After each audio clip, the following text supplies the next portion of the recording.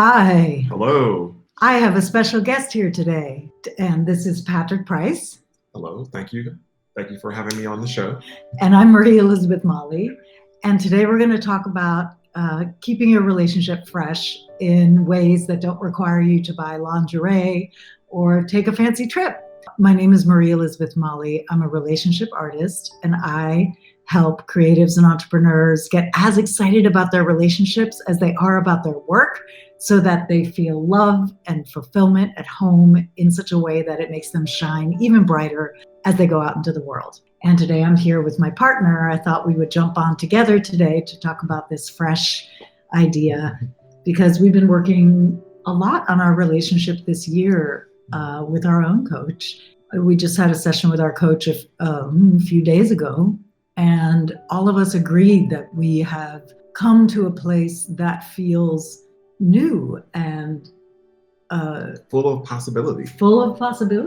And so we wanted to speak from that space and really what are the things that are helping us find a space of newness together. So I'm going to say the first one. So tip number one, stay curious, cultivate curiosity. And what that means is, when you spend time with the same person day after day after day, it's easy to anticipate their responses. It's easy to think you know what they like or what they're going to say or what they're going to want. Staying curious actually allows for the unexpected to show up. It allows for your partner to reveal more of themselves to you than they do if you just operate on assumptions that you already know what's going on over there. One example would be, if you always have a latte in the morning. I love a latte. Yeah, Patrick loves a latte in the morning. I'm more of an afternoon latte kind of gal. I'm a black coffee, intermittent fasting kind of morning kind of gal. But, maybe there's a day that they want to try a different flavor of latte, or maybe instead of a latte, you make a different preparation. Maybe they have a desire to go have chai. And if you just assume they always want a latte, then you miss out on them getting to discover a different desire. Like, hey, would you like something different today? And you getting to discover something different. I remember the first time I had a lavender latte. That was like an upgrade. Regular latte was my deal, but now it's lavender latte. So, sometimes you have to mix it up. Exactly. And this morning he made a vanilla latte. See, there's my partner doing something new that I did not expect. So it's relevant. What's a way, Patrick, for you that you keep things fresh with me? Is there a mindset or a thought you keep in your head? One mindset is it's really just a thing that I do is I just get quiet and I listen to my own, I have this quiet voice that just understands, and I get quiet enough and just listen.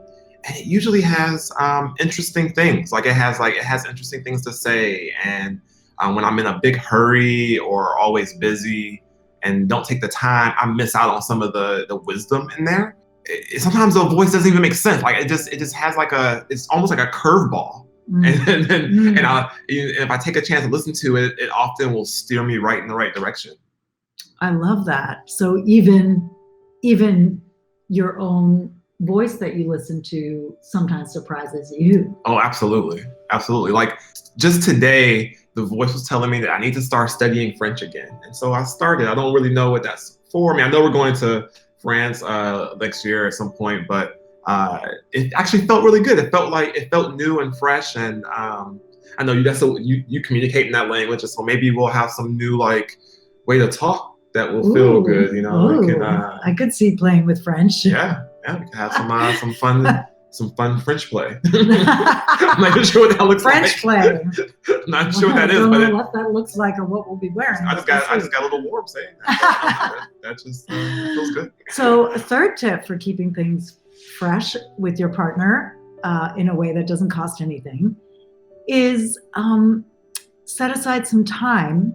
Ask each other some questions. There are multiple resources for this. One that comes to mind is the New York Times published a list of 36 questions to ask each other Someone did a study in which they had total strangers ask and answer these 36 questions to see what would happen, and by the end, pretty much everybody fell in love with each other. So you could pick 2 or 3 of those questions and ask each other those questions in a half-hour period. You could set up a timer if you want, or not, if you want to leave it open-ended, and just start to ask each other about stuff you haven't talked about before.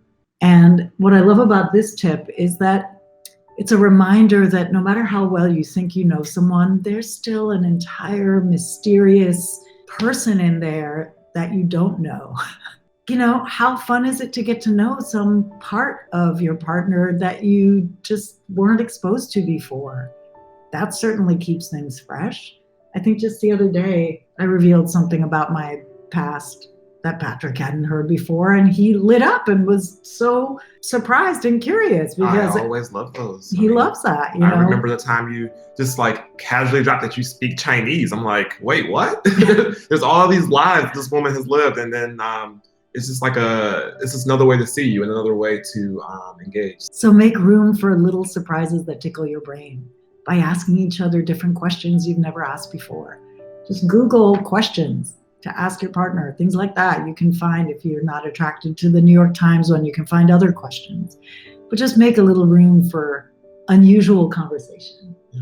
So do you have one more tip? Yeah. Another one I have is, again, it's kind of like looking inside myself. Like sometimes I can take myself very seriously, which doesn't work very well. So I do this little thing sometimes where I like deliberately, I'll do the thing. I try to almost like do it wrong on purpose as a game. So like last night, I thought that it was like too late to go outside, and I just like asked like, hey, you want to go for a walk? And you actually like were kind of like, first you were like I don't know, but I could feel like a little bit of desire in there, and I convinced you to go outside, and we went for this like long walk because it was a great day out here yesterday in New York. It was like 50 degrees, so.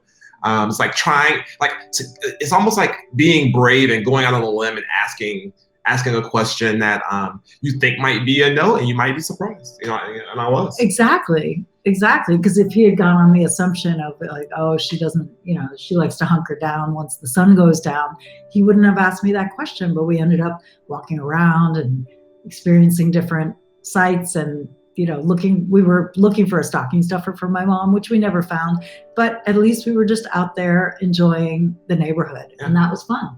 So that's it for today. Our 4 tips to keep things fresh. I'm going to give you a quick recap.